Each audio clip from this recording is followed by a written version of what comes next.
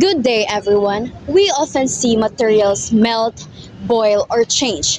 But have you ever wondered why this happens? Today, I will explain how intermolecular forces works and why certain physical properties change because of them.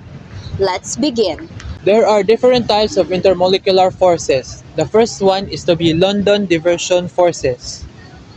They are the weak ones, which the weak forces, and can be found in all molecules. And for the second one is dipole-dipole forces, occur in polar molecules where the other side is slightly positive and the other is negative.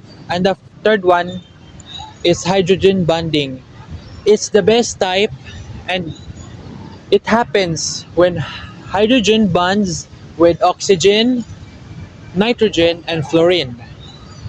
The stronger the intermolecular force, the harder it is to separate the molecules. Intermolecular forces affect physical properties like boiling point, melting point, viscosity, and evaporation. Substances with strong intermolecular forces have higher boiling and melting points because more energy is needed to separate the molecules. Liquid with weaker forces evaporate faster because their molecules can escape more easily. Intermolecular force are force of attraction between molecules. They are weaker than chemical bonds, but they play a very important role in how substances behave.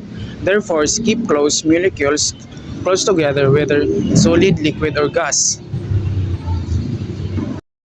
In conclusion, force may be invisible, but they greatly affect the properties of matter. Understanding this force helps us explain why substance behaves differently.